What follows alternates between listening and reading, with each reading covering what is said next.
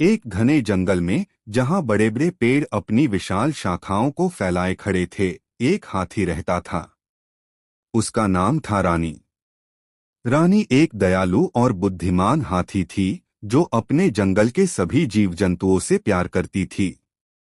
वह हमेशा उनकी मदद के लिए तैयार रहती थी और उनकी समस्याओं को सुनने के लिए हमेशा तत्पर रहती थी। उसी जंगल में एक एंट भी रहता था, जिसका नाम था अर्जुन। अर्जुन एक छोटा और मेहनती एंट था, जो अपने काम में बहुत ही निपुण था। वह अपने एंट कॉलोनी के लिए दिन रात काम करता था और उनकी हर जरूरत को पूरा करने की कोशिश करता था। एक दिन जब रानी जंगल में घूम रही थी, उसने अर्जुन को एक बड़े पत्थर के नीचे दबा हुआ देखा। अर्जुन चिल्ला रहा था, लेकिन उसकी आवाज इतनी कम थी कि कोई भी उसे नहीं सुन पा रहा था। रानी ने अपनी सूंड से पत्थर को उठाया और अर्जुन को बचा लिया।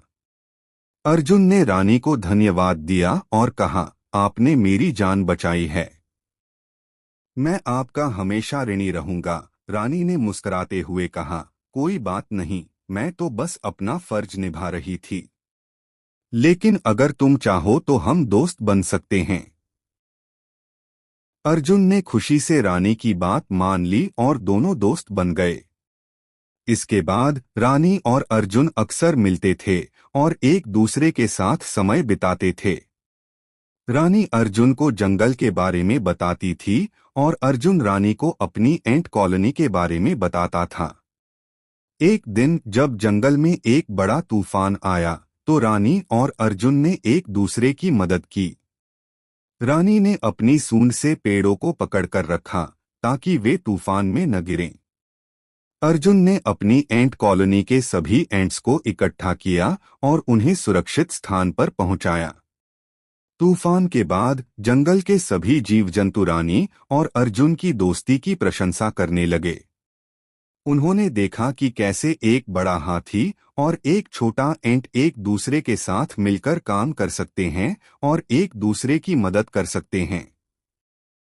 रानी और अर्जुन की दोस्ती जंगल में एक मिसाल बन गई। सभी जीव जंतुओं ने सीखा कि दोस्ती में कोई बड़ा या छोटा नहीं होता, बस साथ और प्यार होना चाहिए। और रानी और अर्जुन ने साबित किया कि सच्ची दोस्ती में कोई बाधा नहीं आ सकती, चाहे वह आकार की हो या किसी और चीज की। इसके बाद रानी और अर्जुन ने जंगल में कई और अच्छे काम किए। उन्होंने जंगल के अन्य जीव जंतुओं की मदद की और जंगल को और भी सुंदर बनाने के लिए काम किया। और उनकी दोस्ती हमेशा के लिए बनी रही, जो जंगल के इतिहास में एक सुनहरे अध्याय के रूप में दर्ज हो गई।